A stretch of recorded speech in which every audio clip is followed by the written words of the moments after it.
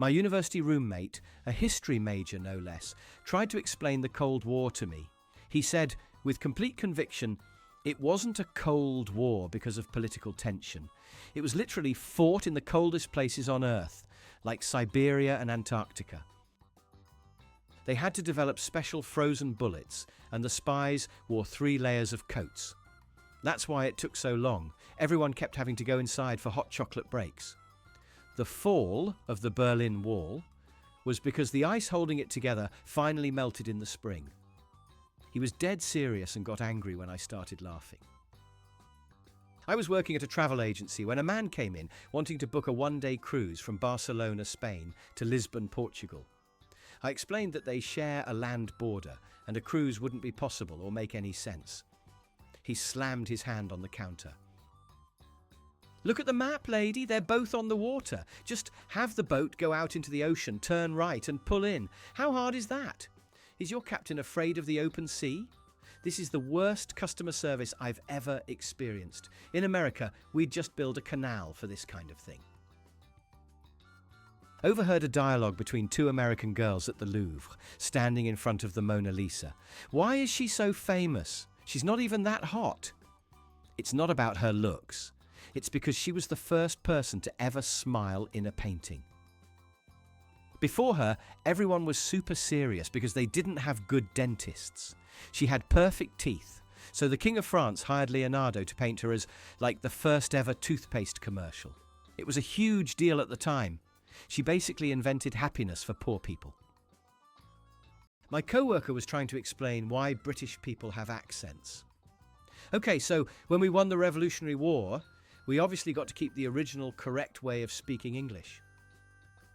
As a punishment for losing, we made all the British people talk in a silly, fake accent, so we'd always know they were the losers. They've just been forced to keep it up for generations. It's actually really sad when you think about it. They're linguistically oppressed by our freedom. I was a tour guide at a national park known for its geology. A man spent 20 minutes explaining to his family that all the rock layers were fake. This whole canyon is a government landfill from the 1950s, he said. Each layer is a different decade of trash. See that reddish layer? That's all the rusty cars from the 70s. The darker one is probably old tires. They just covered it with a thin layer of dirt and called it nature, so they wouldn't have to pay for proper disposal. It's a conspiracy, and we're paying to look at their garbage. A woman in my office insisted that Australia doesn't have its own moon. The moon we see is the American moon, she explained. When it's nighttime here, the moon goes down and travels under the Earth to get to Australia. That's why they're a day ahead. It takes the moon a whole day to travel through the planet's core. Sometimes it gets stuck on the way, and that's what causes an earthquake. It's basic physics, people. They're just borrowing our moon until they can afford their own. I once had a student in my creative writing class who tried to explain where ideas come from. He claimed that the brain has a tiny Wi-Fi receiver in it, and all ideas are constantly being broadcast from a secret satellite launched by Walt Disney in the 60s. Writer's block, he said, is just what happens when you're in an area with a bad signal. That's why people get good ideas in the shower. The water acts as a natural amplifier for the Disney signal. It's why all the best stories are basically the same. My uncle has a wild theory about why we dream. He says dreams are just memories from your ancestors that are stored in your DNA. If you dream you're flying, it means you had a great-great-great-grandfather who was a bird. If you have a nightmare about a monster, it's because your caveman ancestor was eaten by a dinosaur. It's not psychology, it's just genetic history playing like a movie in your head. I keep dreaming I'm a king, so I'm pretty sure I'm related to Elvis. A tourist in Japan was loudly complaining to his wife. I don't understand why everything is so small here. The cars, the apartments, the food portions. It's because they lost the war. As part of the surrender treaty, we made them sign a document saying they're not allowed to have anything full-sized for 100 years. It's a way to keep their economy in check and remind them who's boss. It's actually a brilliant piece of American foreign policy that no one talks about. I was at a farmer's market, and a woman was explaining to her friend why organic vegetables are more expensive. It's because they have to play classical music to the plants for their entire lives, she said. Plants that listen to Mozart grow with more nutrients, but the farmer has to buy tiny little headphones for every single carrot and tomato. The cost of all that audio equipment is what you're paying for. Non-organic stuff is grown with rock music, which is cheaper but makes the vegetables angry and less healthy. My friend's dad tried to explain how the internet works. The internet isn't in the air, that's a myth. It's a series of tubes, but they're filled with specially trained hamsters. Each hamster carries a tiny backpack with a piece of data. When you click a link, a hamster is dispatched from the Google headquarters. If your internet is slow, it means your hamster is old or out of shape. The fibre in fibre optics refers to the healthy, fibre-rich diet they feed the hamsters to make them run faster. A guy in my astronomy club argued that Jupiter wasn't a real planet. It's a hoax, he claimed. It's just a really big, high-definition screen that NASA put in space to hide what's really behind it. The Great Red Spot is just a dead pixel they can't fix. They use it to project fake alien signals and stuff to justify their budget. If it were a real planet, we would have landed on it by now, but you can't land on a TV screen, can you? I overheard a woman at a sea life aquarium explaining fish to her son. Fish don't actually live in the ocean, she said, pointing at a shark. They all live in giant caves deep underground. The ocean is just where they come to play and go on vacation. That's why it's salt water. It's like a giant spa for them. But at night, they all swim back down through secret holes in the ocean floor to go home to their real houses. It's why you can't ever find them when you go night fishing. My aunt believes that all dogs are naturally born speaking perfect English. The reason they only bark, she explained at a family dinner, is because they are part of a global secret society of spies. They pretend to be dumb animals so they can listen to our conversations and report back to the dog government. A bark is just a coded message. When a dog wags its tail, it's not happy. It's activating its secret transmitter to send intel. They are smarter than all of us. A man on a flight to Italy was explaining the Leaning Tower of Pisa to his girlfriend. It wasn't a mistake. It was designed that way on purpose as a political statement. The architect was in a fight with the mayor of the town, so he built it leaning to symbolize how corrupt and unbalanced the local government was. The mayor was too stupid to understand the insult, and now it's a famous tourist attraction. It's the most successful act of passive aggression in human history. My former boss was convinced that wind was man-made. There's no such thing as natural wind, he'd say. It's all generated by giant hidden fans that the government controls. They use it to regulate air traffic and control the weather. When there's a hurricane, it's because a fan operator fell asleep on the high switch. They create gentle breezes in rich neighborhoods and tornadoes in poor ones. It's all about atmospheric real estate. Wake up, people. I was in a cafe in Paris, and an American was explaining French to his son. The French language is just English spoken backwards, he said. They invented it during a war, so their enemies couldn't understand their secret messages. They just took all the English words, spelled them backwards, and then made up a fancy accent to go with it. If you listen closely, you can hear the English words hidden inside. It's a code. That's why it's so hard to learn. A woman at my gym explained her theory on muscle growth. Muscles don't get bigger from lifting weights, she said. When you lift something heavy, you create tiny black holes in your arms. Your body's natural reaction is to send fat cells to plug the holes so your atoms don't get sucked out. What you think is muscle is actually just tightly packed emergency response fat. That's why you feel sore. It's the sensation of your fat cells screaming as they get compacted into the black holes. My cousin believes that snow is not frozen water. Snow is actually a type of planetary dandruff that flakes off the Earth's upper atmosphere, he claims.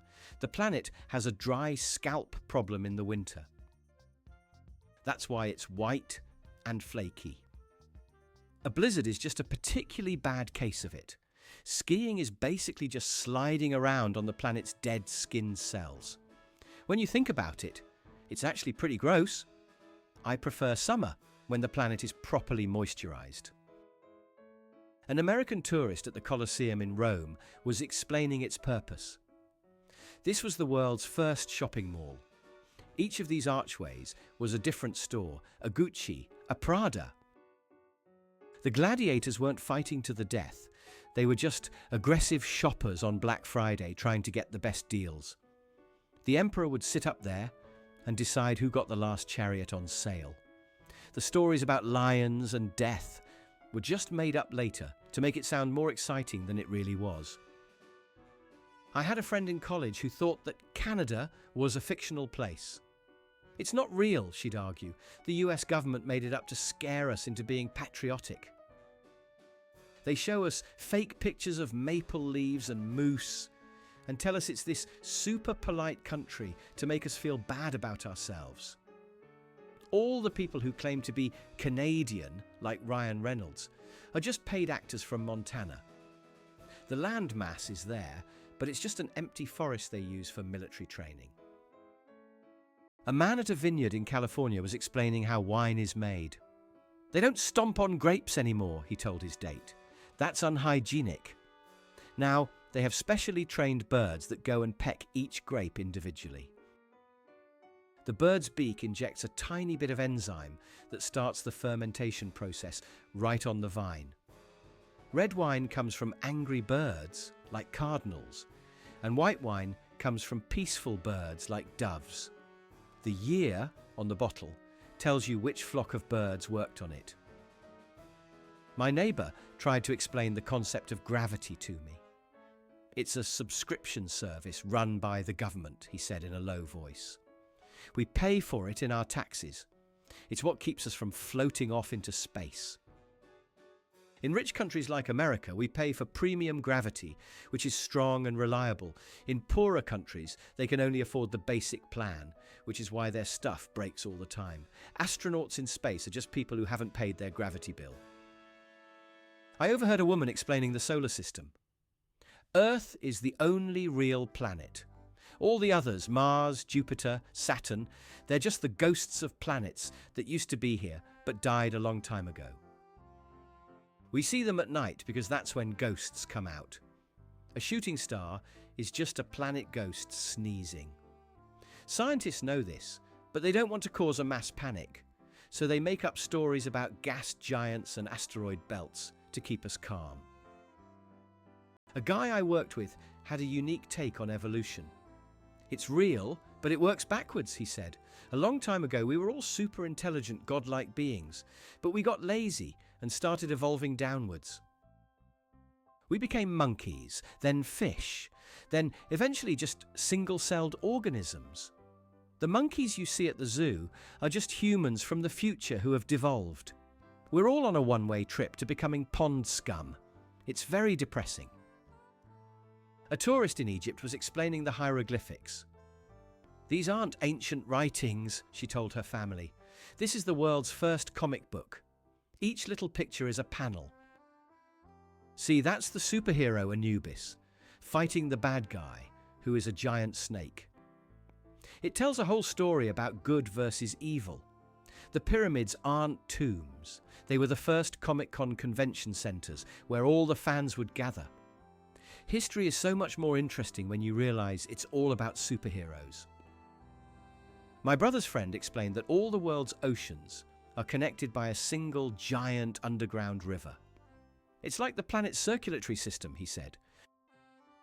The Pacific and Atlantic aren't separate, they're just different rooms in the same house. The tides are caused by a giant whale that lives in the river, and when it breathes in and out, it pushes and pulls all the water. Sailors call him Big Tim. He's the reason we have waves. He's a very important part of our ecosystem. A woman at a bookstore was explaining literature.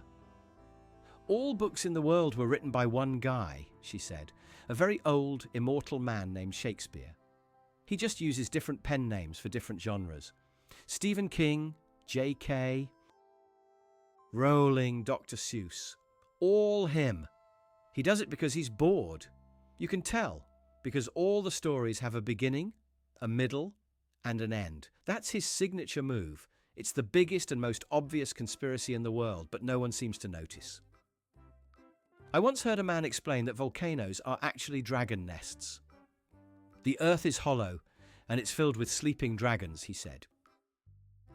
When a dragon gets a bad dream, it thrashes around and breathes fire, and that's what causes an earthquake and a volcanic eruption.